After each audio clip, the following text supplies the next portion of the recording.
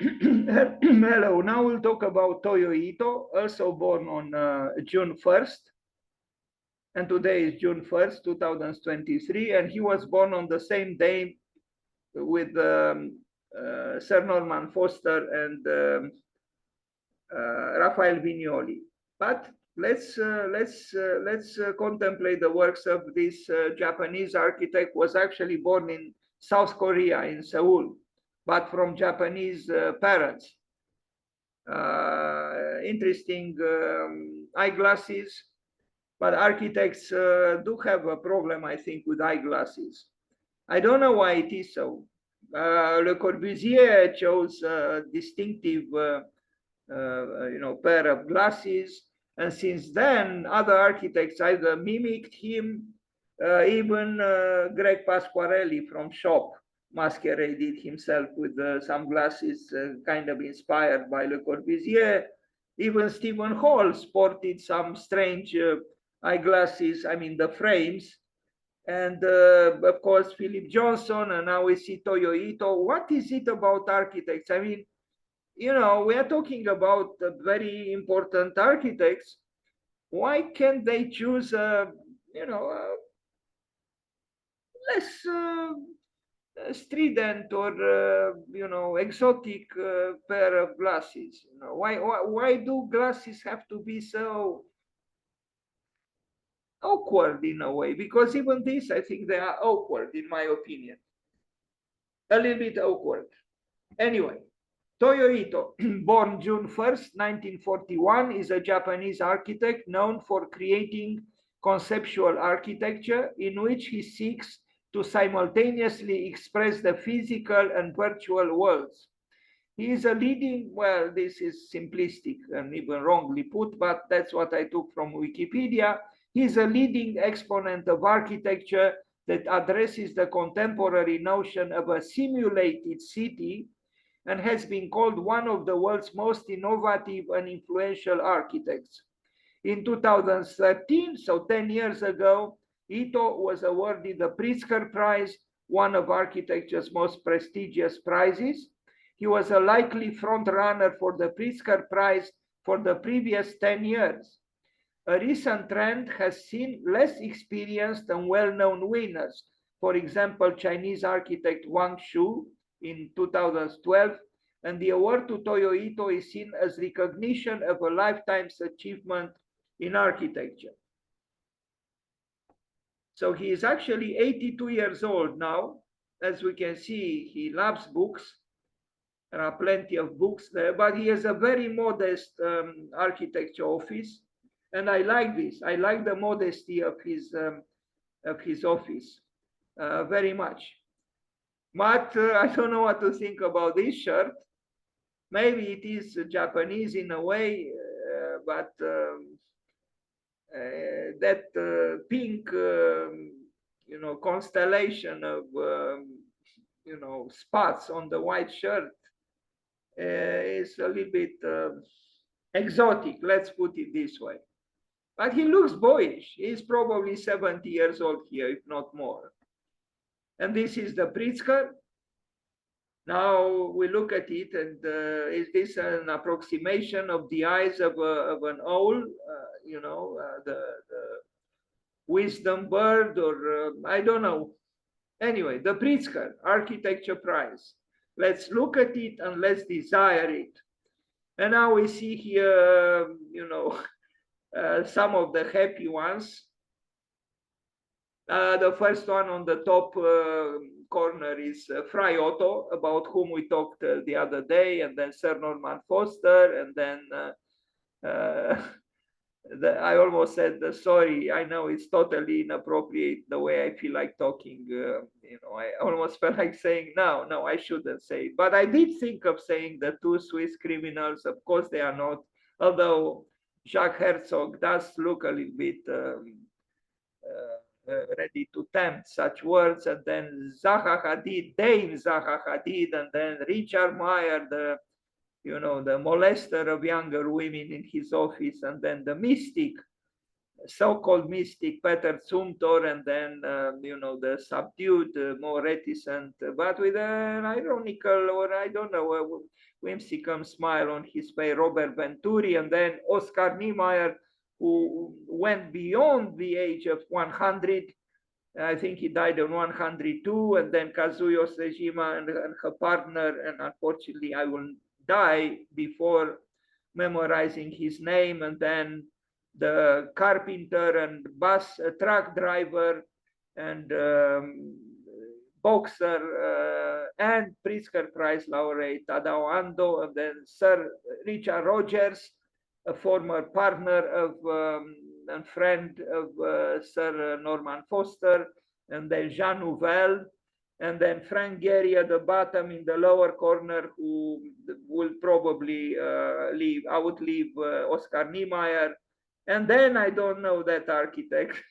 That's the only one I don't recognize on this list. I think he's from Australia. There are others that are missing here, like Hans Hollein and others. And there's James Sterling, before I am paid, continuously happy and continuously smiling. Anyway, here he is, Toyo Ito, receiving the Pritzker. And here he doesn't look so happy. I know he had the suffering in his life. His wife died, and I think he suffered a lot when he lost her. Toyo Ito, 2013, the Pritzker, with a Pritzker family member on the left.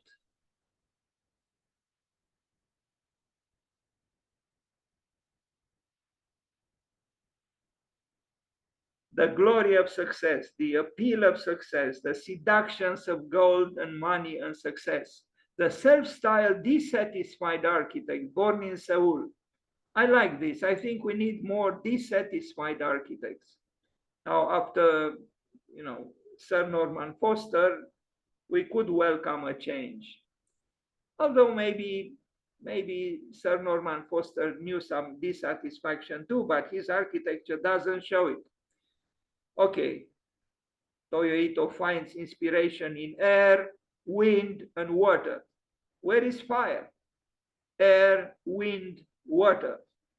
It's a tower that he built. I will show you later, I hope. But now I show a dwelling for a Tokyo nomad woman. And when I attended his conference in New York City at the Columbia University Graduate School of Architecture and Urban Planning, after I attended his conference where he presented actually this dwelling for a Tokyo nomad woman, and what could be more said than a nomad woman, I wrote a reply apropos of Toyo Ito's lecture, and if you are interested, I could send it to you.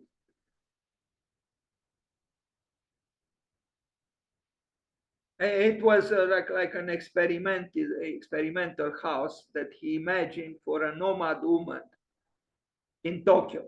Now, I wonder why he thought of this. But as we read, described in Wikipedia, he is considered a conceptual architect, but he built a lot. In my opinion, you know, any good architecture is, to an extent at least, what is called conceptual. So, a dwelling for a nomad woman in Tokyo, meaning a lonely woman.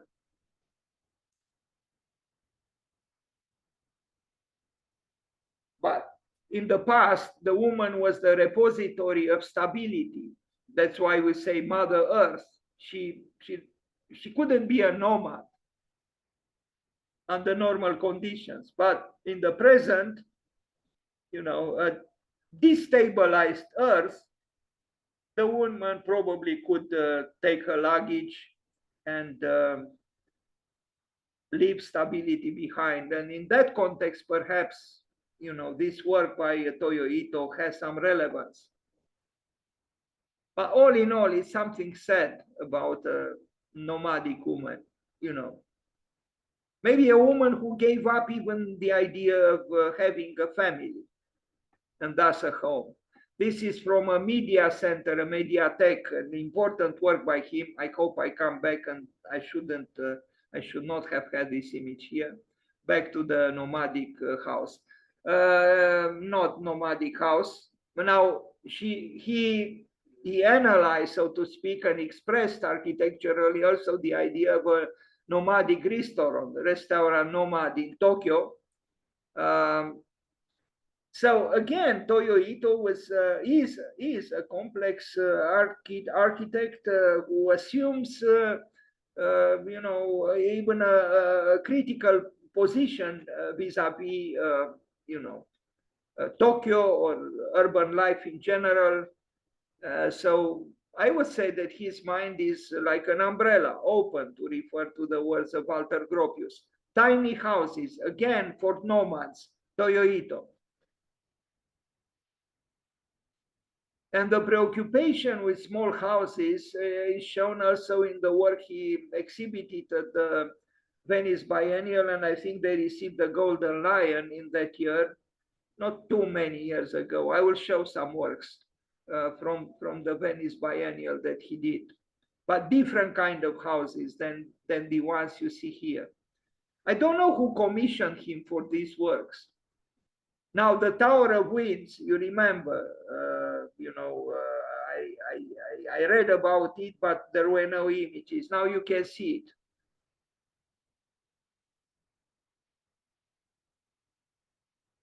I don't know what is the function of this tower.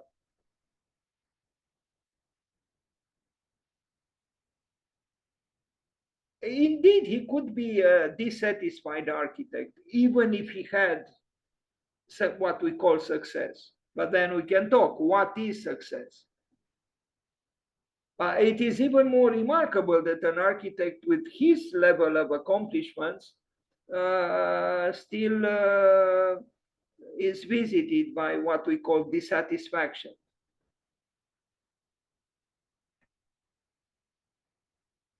So the tower is not it's not based on the circle, but based on the ellipse. First images might have made you think it's a cylinder with a square plan, with a round, with a circle as a plan. It's an ellipse, and this changes perceptions and then changes the impressions that one could have in its proximity. Is it a small Baroque gesture because the Baroque architects loved the ellipse? Maybe to an extent, although the language is thoroughly modern and almost minimalistic.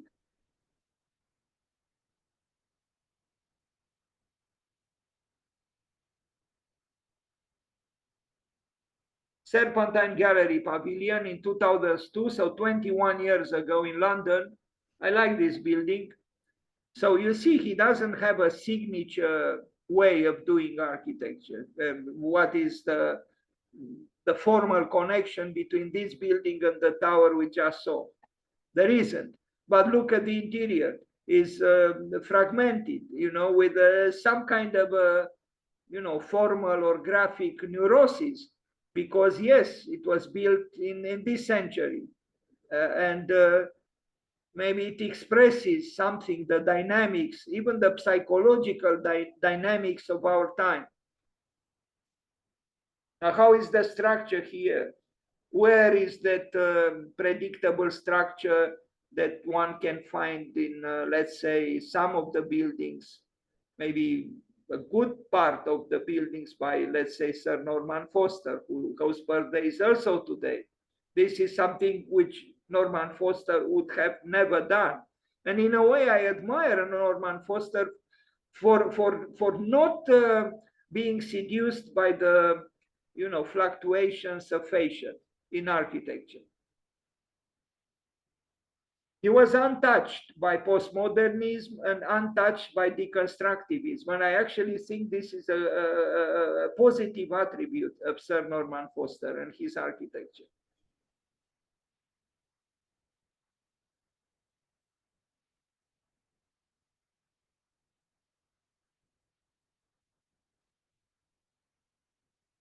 On the other hand, he never arrived at the intriguing architectures like Toyo Ito was able to generate, like this building, for example, the Serpentine Pavilion in London. They built another one in Japan, similar, probably around that time, and we are going to see it. We see, what do we see here? We see an exoskeleton, which is both structural and ornamental, even if, like I said before, kind of a neurotical ornamentation. But the structure becomes ornament and the ornament becomes structure. And the roof becomes wall, the ceiling becomes wall, and maybe even the floor becomes walls and roofs somehow at the level of, form. Not so, explicitly and radically like the Prada pavilion that Rem Koolhaas built in Seoul, in South Korea. But still, anyway, I think it's a good building by Toyo Ito, this one, which would infuriate modest, not aspiring structuralists of this world. I'm talking about engineers and architects who would not accept a building to be built in this way because they only like vertical, columns and horizontal beams, and that's it. Probably, equidistant, of course. The Sumika pavilion, this is the other pavilion that he built in Japan, similar to this building. And here it is. And it's not in London any longer, but in Japan.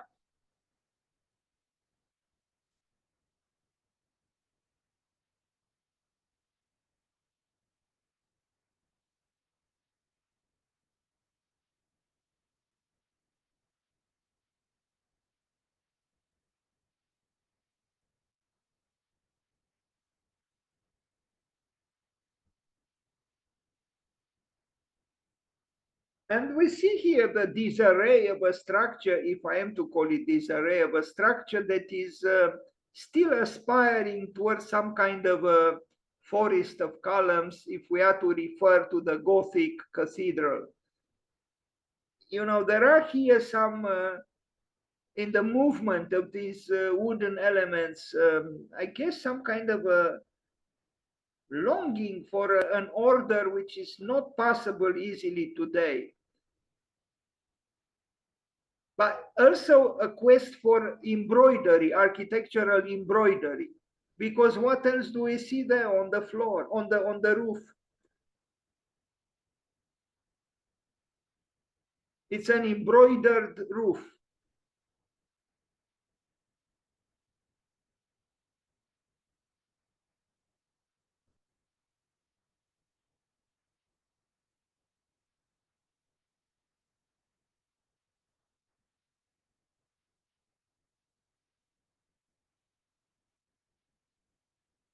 The excitement of erecting a building which is, surprising, unexpected, unique, where you experiment, I think is a legitimate excitement. And an excitement that should visit other architects as well, if they take risks, of course, because if they don't, they are not going to have that excitement.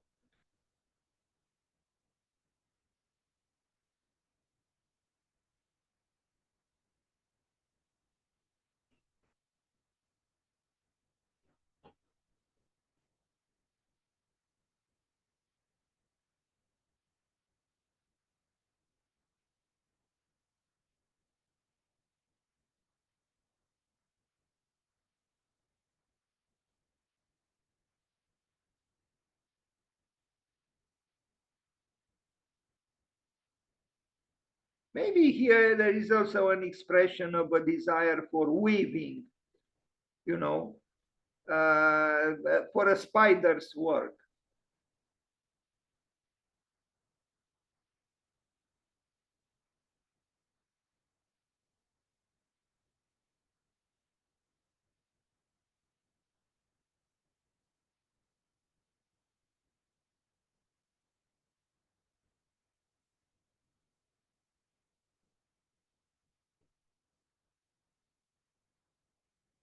He designed also these wooden benches, which are not so simple or simplistic as they might appear.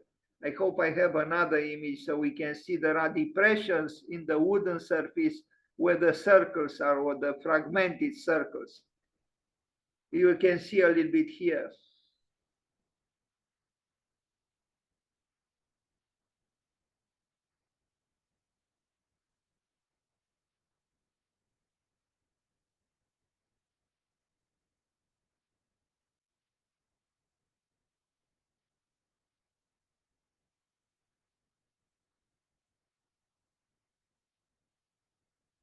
So maybe Robert Venturi himself, a recipient of the Pritzker Prize, would have been rather happy because he thought that less is a bore. Well, here we don't have too much lessness. The structure of the building. I wish there were some Orthodox engineers here to see that it's possible to build a structure very differently from what they imagine.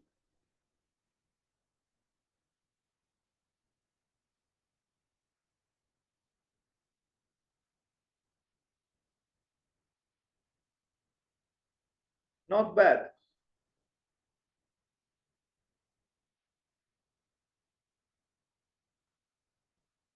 Sendai Mediatek, this is a very important work in his oeuvre. You know, at the first sight, from the outside, you do not notice the structure of the building, which is unique, and you'll understand why, because the vertical elements of the structure are actually not totally vertical, and meaning not perpendicular on the slabs, and they actually at the core empty. This is very unique. They actually kind of like deformed cylinders of various diameters that seem to struggle towards moving upwards. Very interesting conception, and it was built, and you see here in this section through the Mediatek.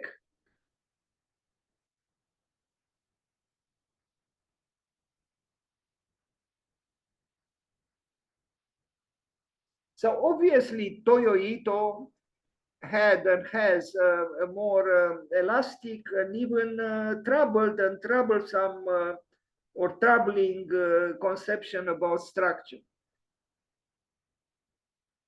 He is not so convinced that architecture can get rid of ornament and can get rid even of some doubting, just by promoting a serene but demagogically serene structure. This is a structure that seems to flirt a little bit with the organic and with the world of doubting, with hesitations. How do you build a structure that is hesitant?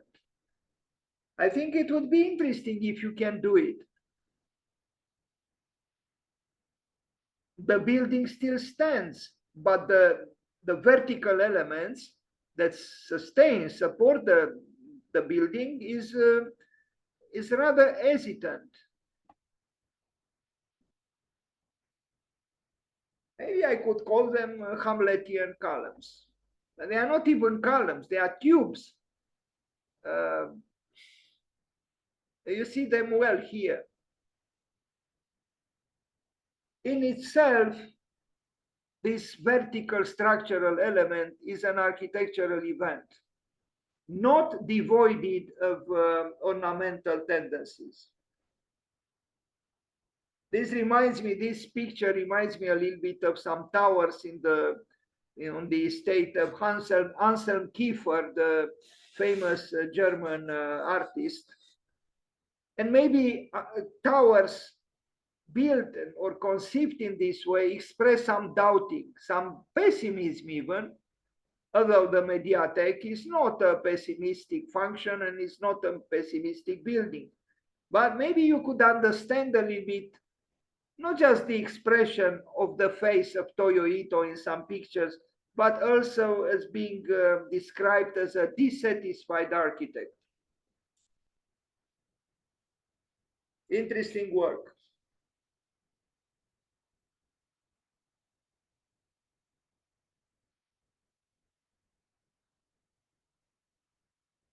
And the plan is very Japanese. It reminds one little also of some works by Kazuya Sejima and her partner. I have to learn his name, really. I'm ashamed of myself that I cannot memorize his name.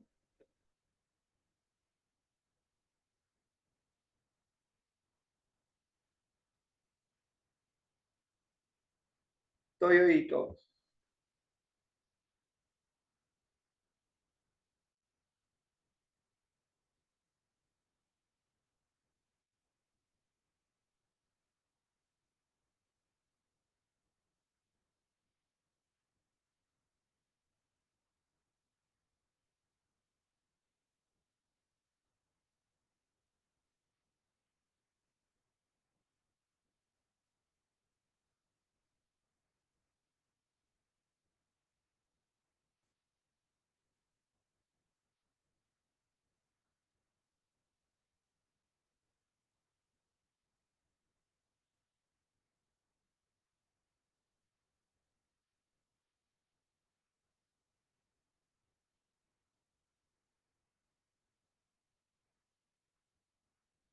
So he actually replaced one column with a tower of columns.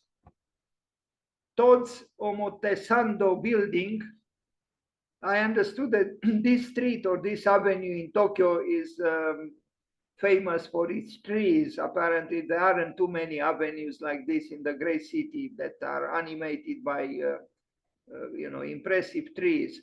And I guess he was inspired by the trees to create again this exoskeleton, which is both structure and ornament.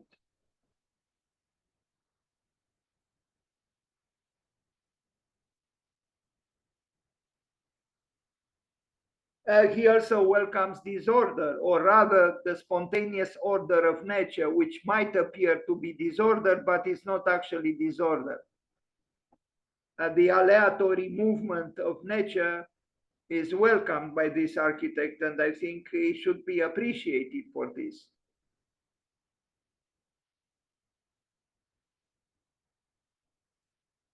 It's very possible this tree in front of the building found in the building a friend, if not a relative, as opposed to a blank adversary. Not bad. It's a commercial building. It's not, a temple or a church or anything. It's a commercial building, but he made architecture possible for this commercial building, some kind of a store, a big vertical store, but it's a store. It's about selling and buying. But he still said something architecturally through this building. Mikimoto Ginza 2 in Tokyo, another tower. This reminds one of that photograph we saw of him with that white shirt and those pink spots. Again, here he plays with the windows, at his whim.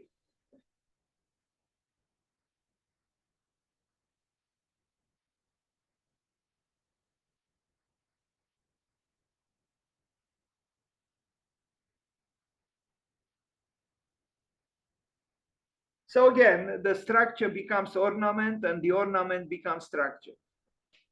In a conventional sense, structure disappeared.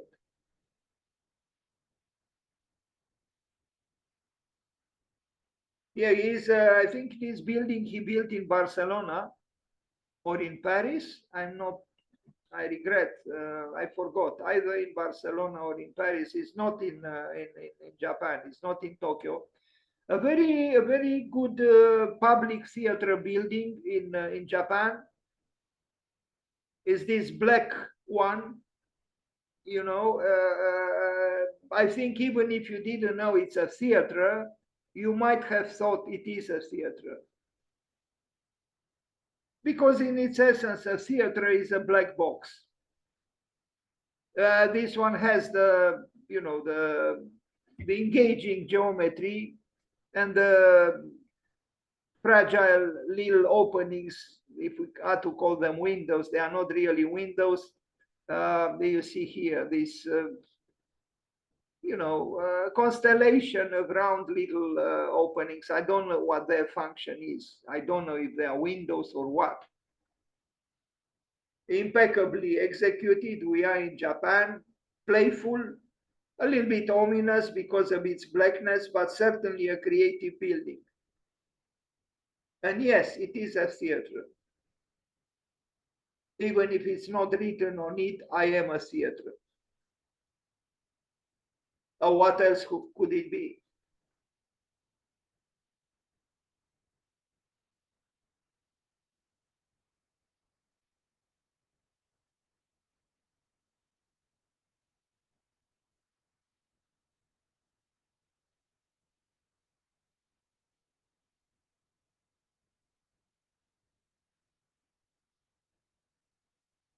Maybe there are also some echoes because he is, after all, an educated architect from Hans Scharoun's Philharmonia in Berlin.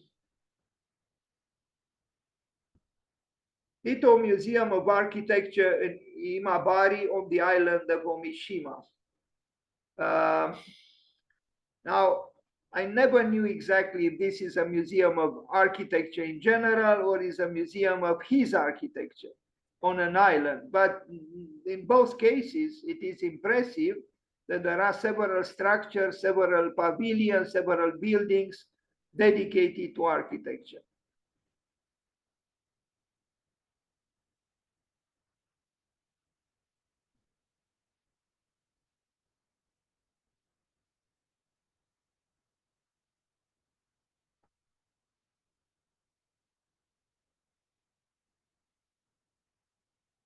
Yeah, he plays with the hexagon in a rather explicit way, but the outer image of the building is not so, you know, predictable in a way as the plan. What is here?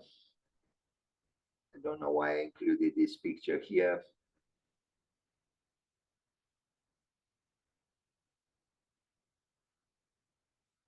Anyway, look at you know, the playfulness of you know, working with these polyeders and you know, assembling them, disassembling them. You know, there is a you know, a homo ludens in Toyo Ito, obviously.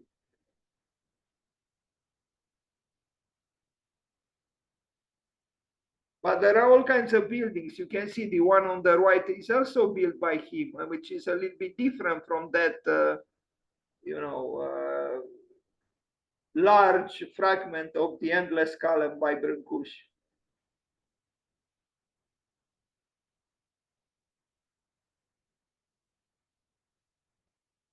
It might be that this whole museum of architecture is actually about his architecture, because we see here the model of that building in Tokyo that we just saw.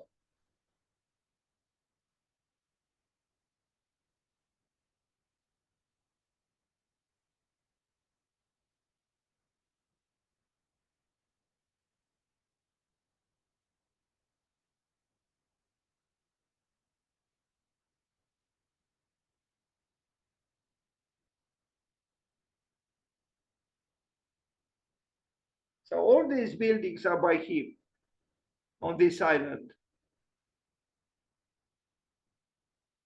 It's incredible in a way, because Japan was a country devastated by tsunamis, earthquakes, you know, nuclear disaster.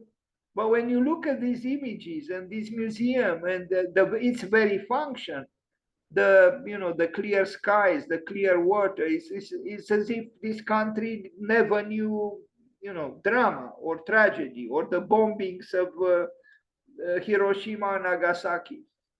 A remarkable people, actually, how they transcended actually, and even yeah, the, the tragedy is not allowed to make children, so to speak. Is conquered by men through a lot of work, of course, and inspiration and generosity.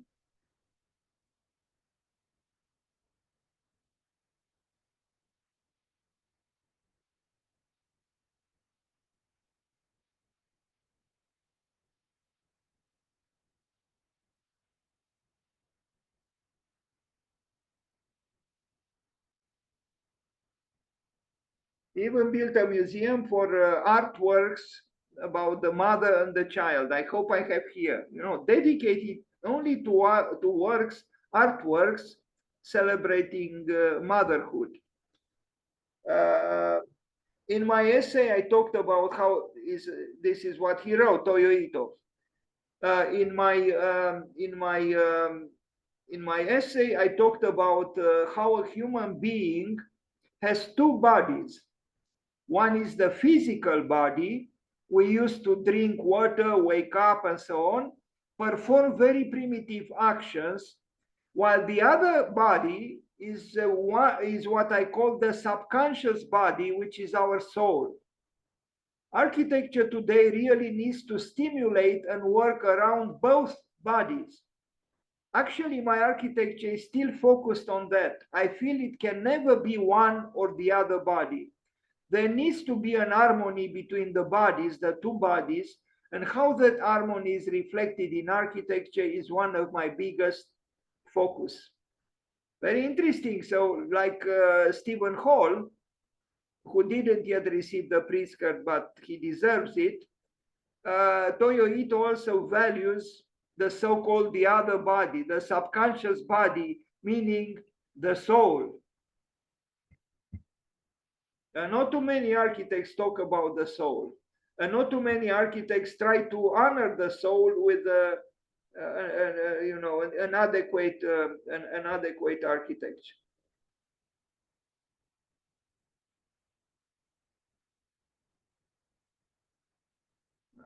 Unfortunately, now I cannot move forward.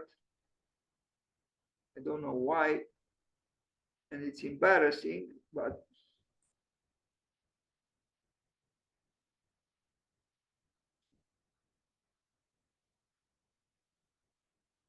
just a second, please bear with me. I have troubles with this tab. I move it around, and the arrows that move forward the pages do not show up. So I cannot move forward the presentation. I don't know what to do. It's incredible. They don't show up. Those arrows do not show up, and I cannot move forward. From the audience, if any of you has a suggestion what to do, please let me know, because I'm embarrassed and I don't know what to do. Usually around the left at the bottom arrows showing, moving forward. Finally, something, okay, something worked. This is the museum I talked about, the Ken Iwata Mother and Child Museum in Japan. So only artworks about mother and child, about motherhood. An interesting idea, and I think a worthy idea.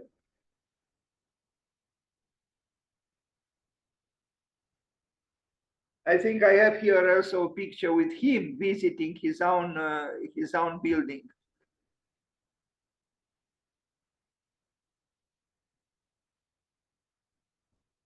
Yes, here he is.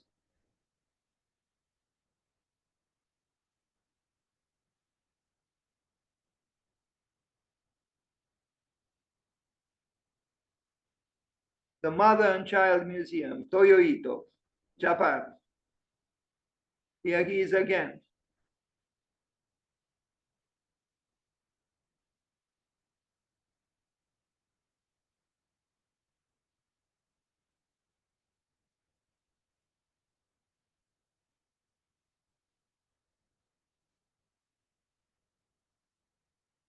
a very moving theme, of course.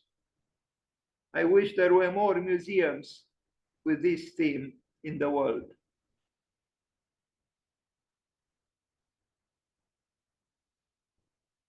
Taiwan Solar Stadium cantilever. Look, a stadium. Well, this part of the stadium is very dramatic. And why shouldn't architecture be dramatic? Not all the building is like this. This picture is the most rhetorical, but it's important that such a picture can be taken. And you see the structure is joyously contorted.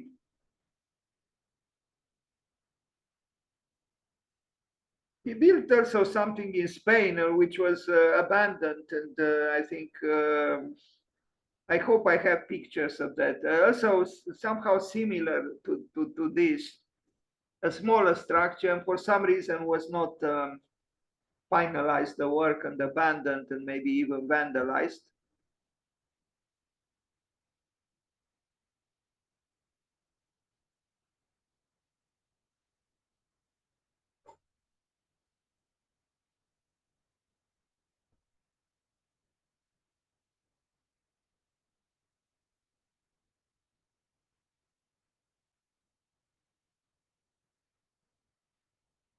This is a good work in Barcelona.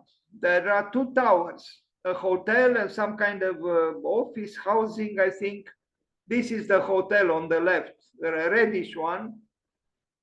But he built both towers in Barcelona are by Toyo Ito. Not bad. And not bad at all.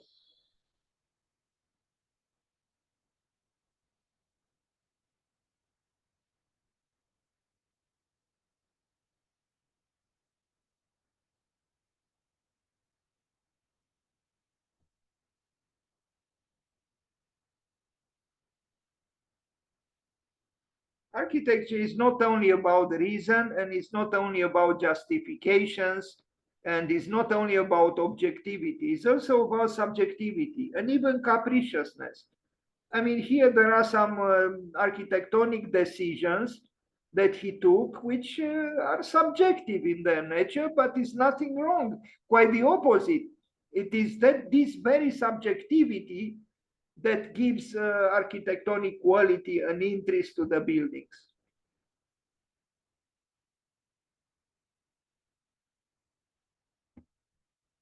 Why was he invited to build in Barcelona? I mean, Barcelona has its own good architects. Well, because he deserves it. That's why. Barcelona thought that it could gain something from Toyo Ito. And indeed, this red tower, look at its skin.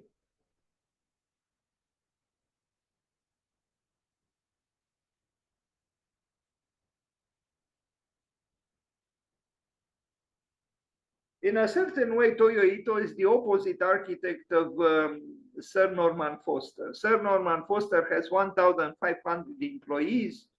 Toyo Ito probably has no more than 20, and in a very modest, studio. I wish I had pictures of it here, but the work, in my opinion, is actually more interesting than the work of the big architectural factory run by Sir Norman Foster. With all due respect, there is quality, of course, in the works of Sir Norman Foster, but here, exactly because of the hesitations and the complexity of the work of Toyo Ito and his concern with two bodies, the physical and the psychic or the soul, this shows in the work.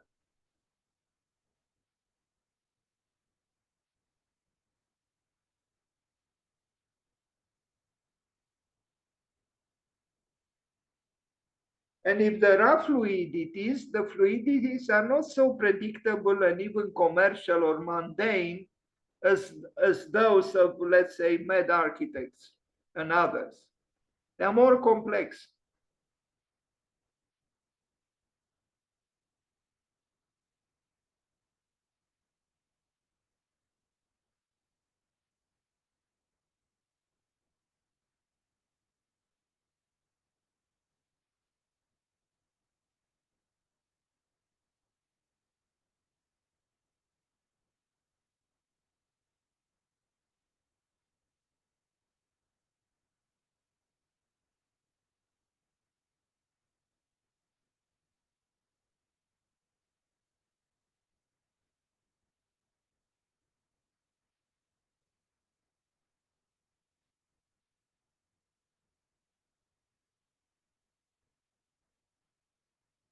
Hotel Portafira, Toyo Ito, Barcelona.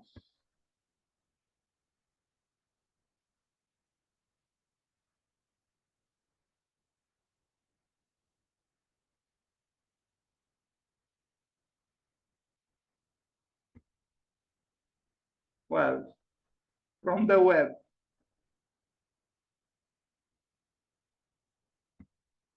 Taichung Metropolitan Opera House, Taiwan. This was a work that took some years to come into being. There is a level of artificiality and even to an extent questionable organicity. But again, it's not a building you can ignore.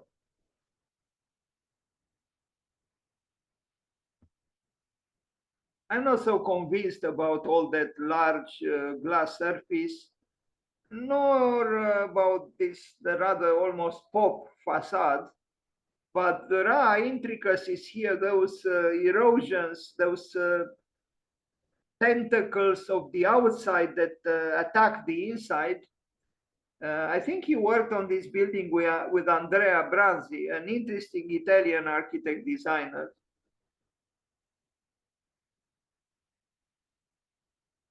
The glasswork kind of dissatisfies me, but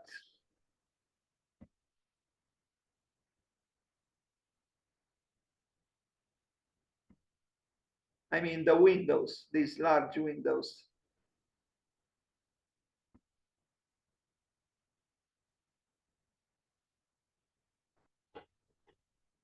But the interior, which simulates, some kind of a man-made cave, is it's interesting, it's engaging, it's provocative.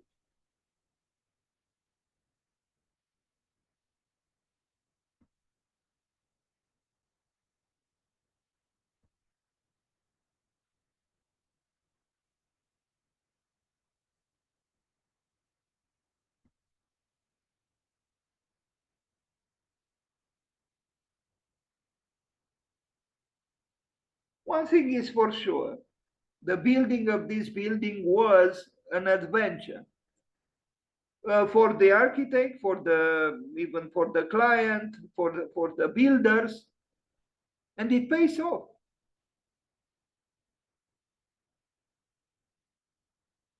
A collective adventure, if you want. There was struggle, no, but part of the excitement maybe derives from the struggle. An expensive struggle, indeed, not very sustainable, I would say, but at that time, but if we betray sustainability, if we do not honor it sufficiently, at least to build an interesting building, but to betray sustainability for the sake of building another banal building that throws a shadow, an unworthy shadow on the earth, that's unacceptable. But if you build a building, okay, with sacrifice things, I'm not totally sure that the certificate of not guilty should still be given, but at least you didn't do the reason. You created something new, something not seen before, something that it is a creation. And look here, the structure of this building. It's sustaining itself through these interlocking tubes of large dimensions, which are both vertical structure and horizontal structure.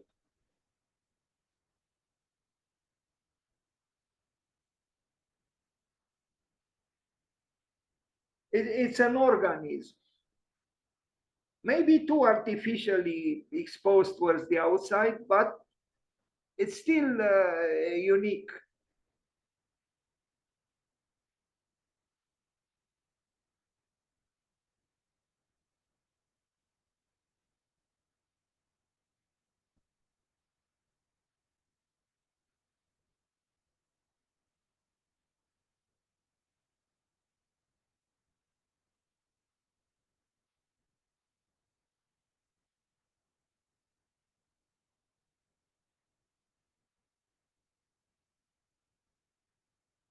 Lara Pola, this is the building in Spain that was abandoned, the snail, and I regret it was.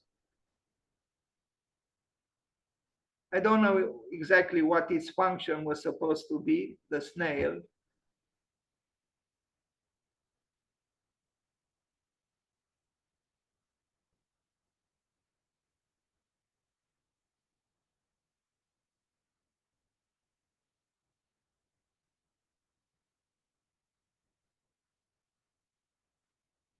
A museum in Mexico dedicated to Baroque art, Mexican Baroque art, in my opinion, too white.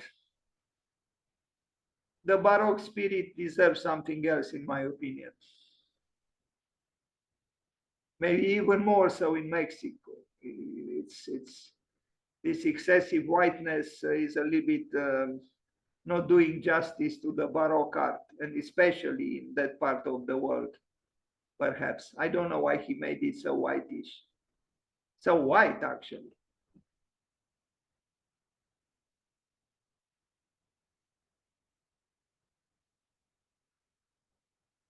Maybe some kind of opposition to the exuberance and the hotness of the Mexican spirit, maybe, but I don't think that was necessary. Also, here we see these, you know, common poles or columns, still, this. Yeah, this is a building, in my opinion, a little bit not quite Toyo Ito. Mason Omori Municipal Funeral Hall, also white, and it's a funeral hall, but here whiteness could also assume, the function of, some kind of absoluteness that is connected with what we call domus aeterna, the house of the dead. And maybe in Japan also, I'm not sure if they dress in black at a funeral or in white.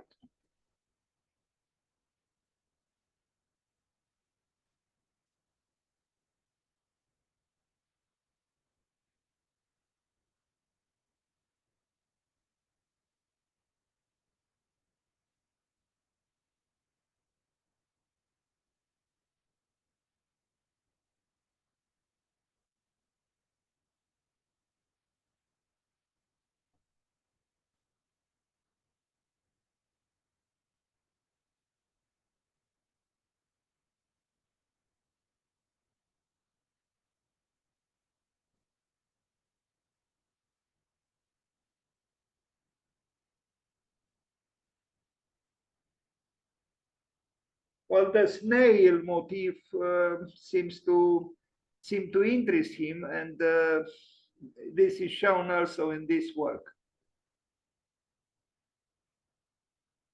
So we see the old cemetery and the funeral home that he built.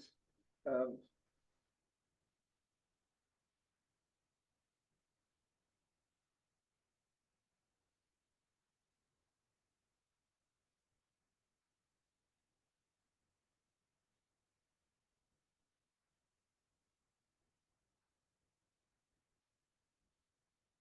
Now, the Venice Biennial, we are approaching the end of the presentation. Japan, Japan Pavilion 2012.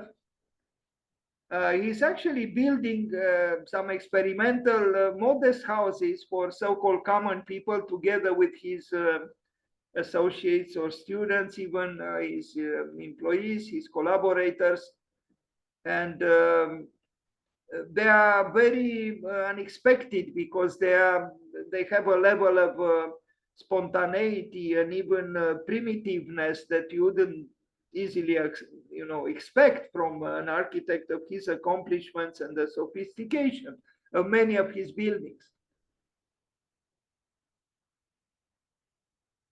This is a model, of course.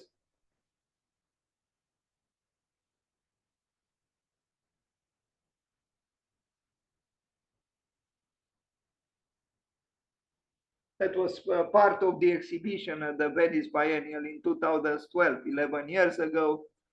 I think they received a Golden Lion. Home for all. This was the proposal. I mean, what they exhibited. And these are photographs from the building site. And I think that they were built by volunteers, by students, by people in his office and so on.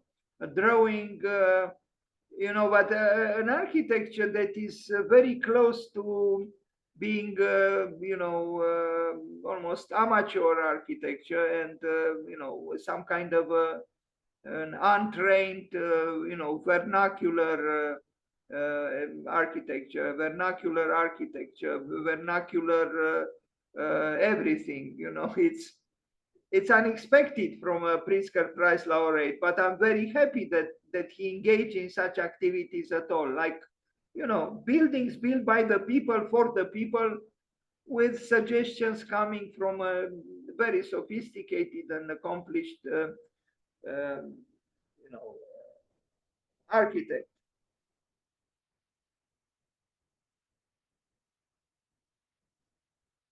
And here he is. So I like the fact that an architect of his stature comes down to earth and becomes, you know, a builder of, you know, houses that do not have anything to do with the signature work or the pretensions of, you know, highbrow, you know, status. And yes, he built, maybe even with his own money, you know, building these houses with the help of volunteers, a very nice, worthy activity. And here they are in his office, probably. You see a pot with maybe some soup there, and on the right, on the very right, we see Su Fujimoto, who himself is on his way to a stardom, one of his, you know, collaborators. Very nice, you know. It's and look, this is not the typical Japanese, you know, interior, you know, highly ordered and you know, you can see it's a lot of disorder, meaning a lot of life. They are human, just like us. Although, you know, you would say the Japanese are from a different world. I like this aspect too.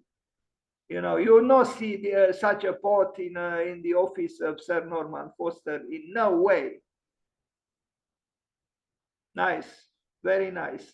They deserve the Golden Lion, and I hope I have a picture here with them happily receiving the high prize in Venice. This was the exhibition. Too bad they cut down too many trees for this exhibition. You know, the pedestals themselves, not to mention the models, and then the, you know, the columns.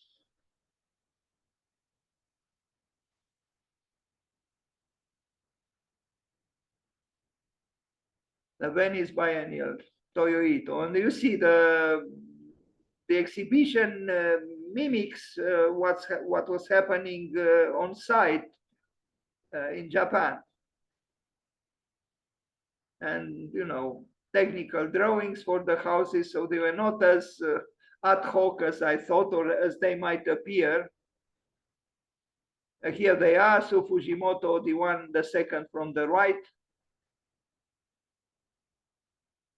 Here he is. Hello, Mr. Ito. He's 82 years old today. Happy birthday to you. I think he's in his office here.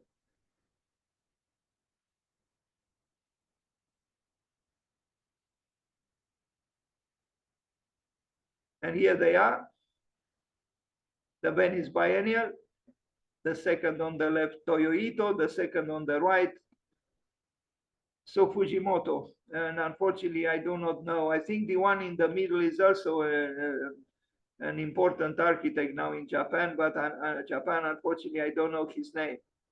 What is it about these Japanese that they are so formidable in the field of architecture and design? And here they are with the Golden Lion.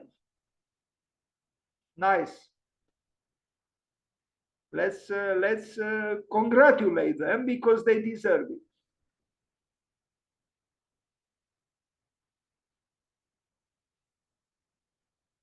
The houses, I don't know. They are, for my taste, they are a little bit pop and you know, sketchy and even postmodern, if I can say so.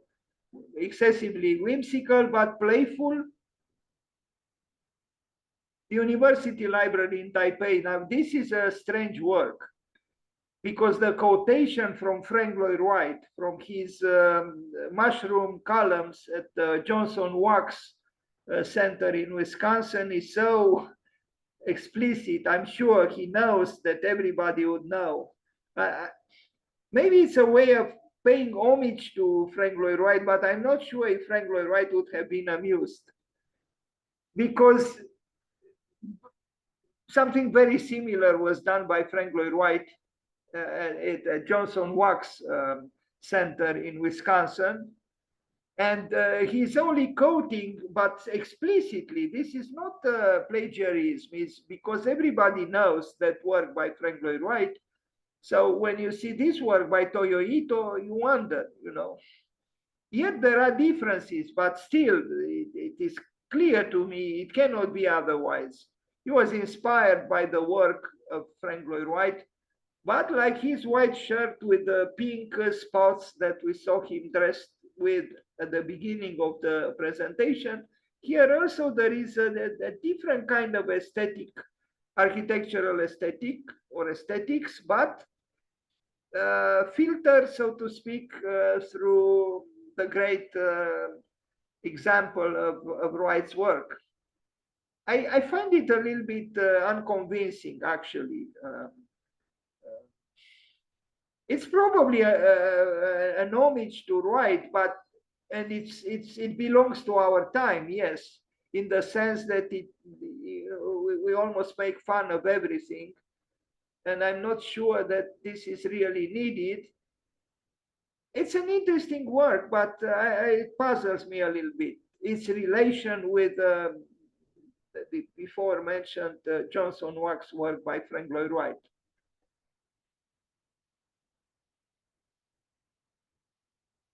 Maybe I think in too rigid terms, but I imagine that Wright would not have been amused. But who knows? Maybe he had enough humor to be amused. I don't know.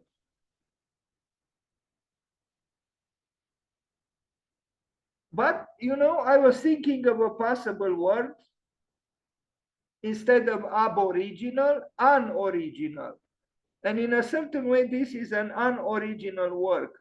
And I read to my you know, dismay that Winnie Maas, you know, the founder of the MVRDV architecture firm in the Netherlands, he said that he actually seemed to promote an unoriginal architecture, meaning an architecture of, with a dubious originality. In a certain way, this building probably is, but it is openly so. So I don't know. I'm still a little bit unprepared to digest it properly and to formulate, you know, convincing statements about it. It is a quotation, an architectural quotation. This is the work of Frank Lloyd Wright in Wisconsin, the United States. And this is the work of Toyo Ito.